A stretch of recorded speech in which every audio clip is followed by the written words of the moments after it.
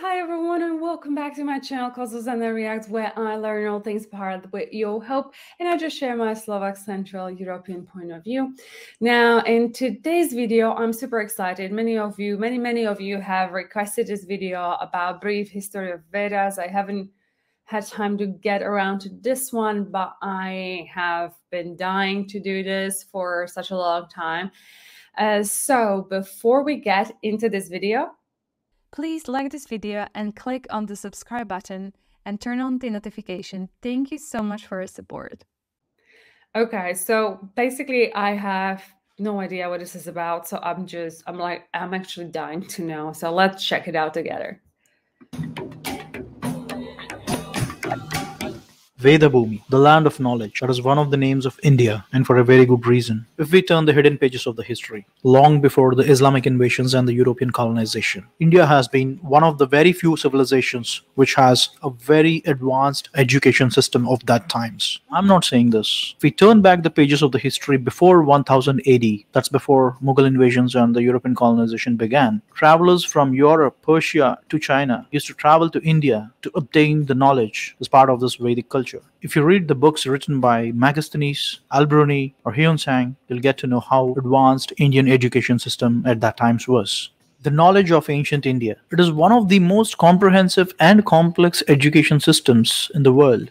In this short video, we try to compile how the ancient Indian education system looked like. The heritage of the ancient Indian education and value system as we know today has been largely preserved by the inscriptions on the temples, manuscripts, and verbally transmitted from a teacher to a student. These are the three main sources from which we have been preserving the Vedic education system till today. Now let's see what they are. For ease of understanding, we have put it this way. There are 6 broad categories of Indian scriptures which hold the entire knowledge system. They are Shruti, Smrti, Puranam, Itihasam, Agamam, Sidhantam. And they cover a diverse set of fields of education like mathematics, physics, biology, philosophy, astronomy, health sciences, linguistics, and many other branches of science and technology besides the theological concepts. Starting with the first one, Shruti. Shruti is well known as the Vedas, and there are 4 of them.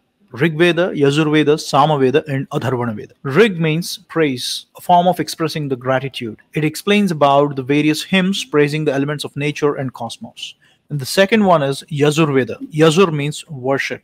It explains about different procedures of worship of the nature and cosmos. And the third one is Samaveda. Sama means song. It gives a music-driven canonical format to the other Vedas for ease of recitation.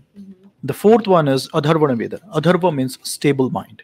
It sets the rules for a steady state activities that needs to be observed in a Vedic culture. All these 4 Vedas are not just like any other 4 ordinary books. You will not understand a word of it unless you are blessed with a guru who can explain to you what each of these mean. And they are highly interconnected with each other.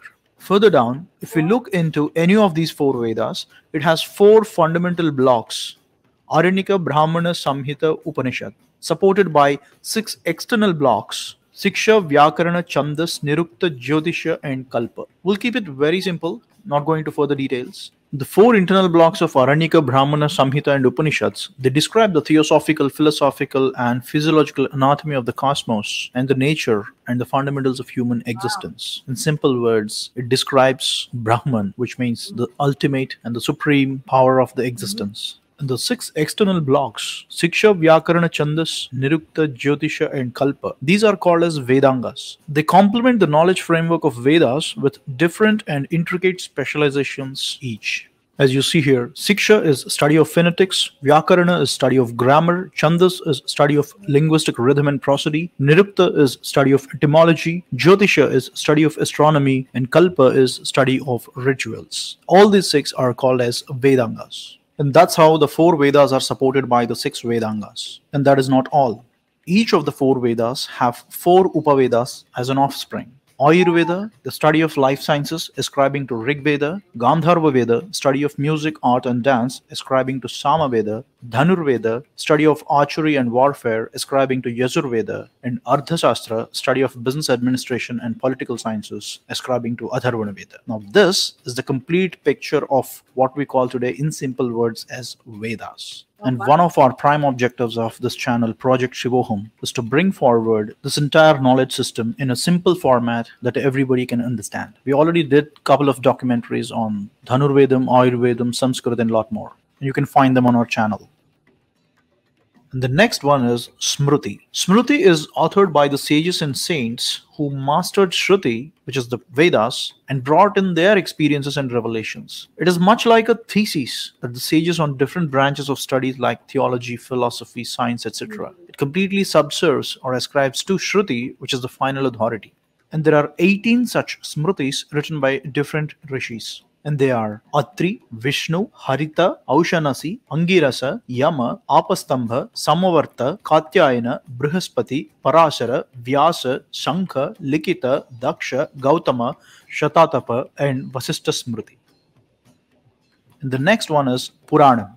In very simple words, Puranam is nothing but a historical document. Often Puranam is mistaken as a mythology, but the fact of the matter is it's a historical document that has a 10-dimensional feature. And the 10 are, the first one is Sarga, history of creation of cosmos. Second one is Visarga, history of creation of the worlds. Third, Vrupti, history of evolution of the life. Fourth, Raksha, history of sustenance of life. Fifth, Amtarani, history of the time scale and how the time used to be measured in the past. Wow. Sixth, Vamsha. Seventh, Vamshanusharita. Both explain about the history of the lineage and the history of the dynasties that ruled Bharat since times immemorial. Eighth, Samstha, history of the catastrophes, all the natural calamities that have occurred in the past. Ninth, Hetu, history of the prime causes of those catastrophes. And the last one is Apasarayaha, history of the Supreme Being or the different incarnations of God. And there are 18 such Puranas, all written by just one Rishi, Sri Vedavyasa. And the 18 are Markandeya Purana, Matsya Purana, Bhagavata, Bhavishya, Brahmanda, Brahma, Brahmavaivarta, Vishnu, Varaha, Vamana, Vayu, Agni, Narada, Padma, Linga, Garuda, Kurma, and Skanda Puranas. The amount of knowledge in these Puranas is just incredible. For instance, Agni Puranam explains about different varieties of martial arts. We did a short documentary on Dhanurvedam, extracting details from Agni Puranam and Dhanurveda Samhita. You can check out on our channel. The next one in line is Itihasa. Itihasa, the Can any one of you, if I just go quickly back here to this Sri Veda, to this guy, I presume this is his name.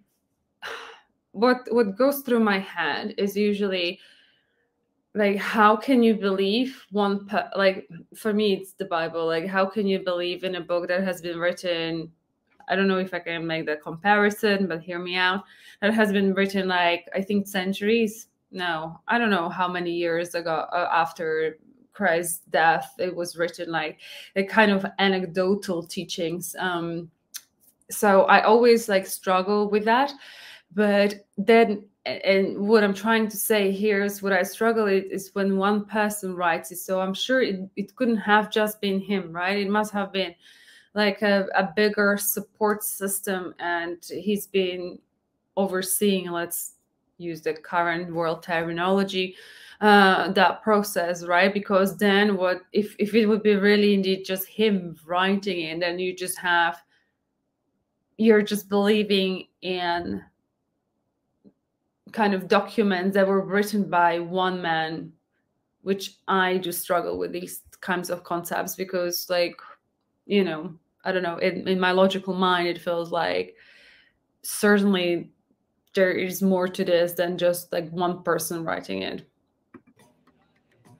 The next one in line is Itihasa. Itihasa, the word spells as Itihasa, which means this is how it happened. Of all the scriptures, Itihasas are the one which shaped up the ethos of India as we know today. And there are only two Itihasas, Sri Ramayanam and Mahabharatam. These two scriptures are of the highest order, which defined, directed, and drive the human values in India since thousands of years. And Bhagavad Gita, which is the epitome of all the sacred scriptures, is an integral part of the grand epic of Mahabharata. And the next one is Agamas. Agamas are treatises on theology, epistemology, and also describes the architectural principles of temple construction. Basically, they are the rule books of how a temple needs to be constructed and the rituals in the temple needs to be organized. All the magnificent grandeur of the Indian temples and the exquisite carvings that we have on the Indian temples. The source code of all that beauty is from Agamas. For instance, Shilpa Shastra, the branch of knowledge which deals with sculpting, is from Agamas. And there are 77 Shakti Agamas, 28 Shiva Agamas, and 108 Vishnu Agamas. So wide. Last one we have Sidhantam. Sidhantam means principles, a set of principles in different fields of science and technology. These are the most interesting part of the scriptures. For instance, in astronomy itself, we have 18 Siddhantas, which talks about different details about planetary motions, geometrical principles, trigonometry, calculus, a lot more. In this category, we have a huge set of scriptures that are in the fields of science and technology. To name a few, Sushruta Samhita by Rishi Sushruta on surgery and medicine, Aryabhattiyam by Aryabhatta on astrophysics and astronomy, Ardhashastra by Chanakya on commerce and business administration, Panchasiddhanta by Varahamihira on treatise of astronomy, Rasendra Mangalam by Nagarjuna on the science of alchemy, and the list goes on and on. And that is a very brief history about the Vedas and the other scriptures of ancient Indian education system. For ease of understanding, we tried to condense a lot, but it is so wide, deep, and complex all at the same time. And the backbone for this entire education system is Sanskritam. And if we don't have the competence of Sanskritam, all this knowledge system is good for nothing. Let me give you one example and you will understand it. Here is a slokam from Aryabhattiya, written by Aryabhatta. Yes, the same man whom we celebrate that he invented zero. In this slokam, he gave two scenarios. The first scenario is two bodies moving in opposite directions, and the second scenario is two bodies moving in same direction. He says that time elapsed for R and B to pass through or otherwise is equal to the distance by sum of their speeds. And in the other scenario, it is distance by difference of the speeds. In simple words, he gave the equation of speed is equal to distance by time. This equation of speed is equal to distance by time is the foundation for kinematics, a branch of physics, which is the heart and soul of everything that moves in this world. This equation is the foundation in the engineering of be it a car or a space shuttle. This equation is a revolutionary discovery. But if we don't know how to read Sanskritam, all this is good for nothing.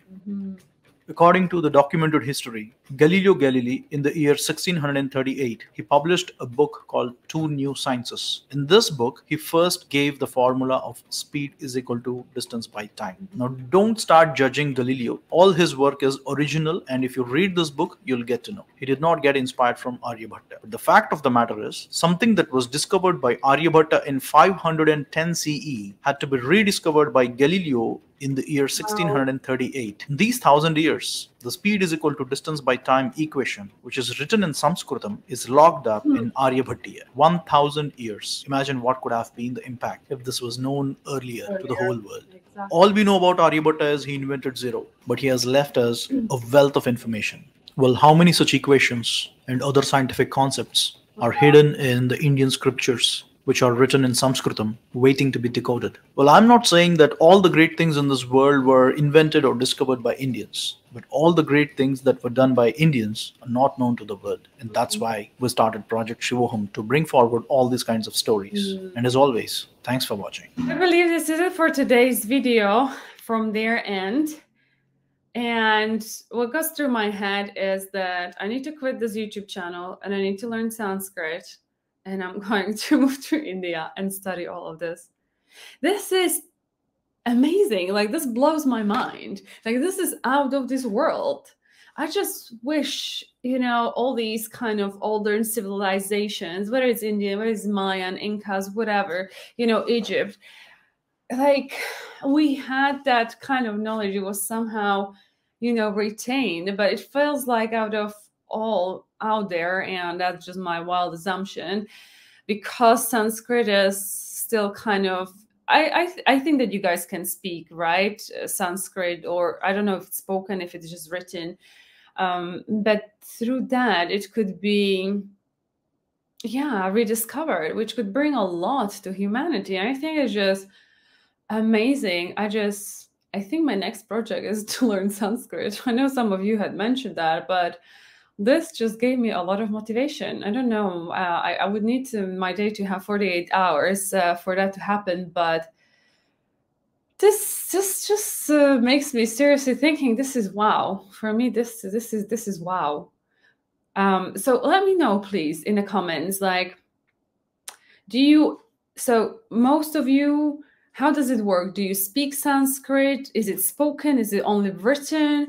And I know that you've mentioned, and let me know, and that your government is trying to maybe bring in the Vedic kind of educational system, because it feels like a lot. It feels very elaborate. I know about Nalanda University, and it was destroyed. So there are roots to that, which is flippin' awesome, I find. So yeah, let me know. Like, is it something that you actually, or parts of that you might study? Because if you do that, I think it's amazing. I think it's like really cool and out of this world. And I think that if I was an Indian prime minister, I would definitely want to dig into this, and I would want to, I think first it's important to understand it, you know, in the context of, you know, will this help my population to grow and be more economically independent,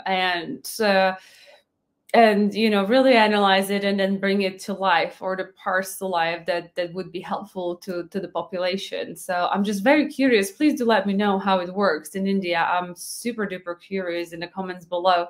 And I think with that being said, this is it for today's video. If you did like it, please give thumbs up, share, like, and subscribe to this channel, and I'll see you in the next one. Until then, please do take care. Sending much love. Bye bye.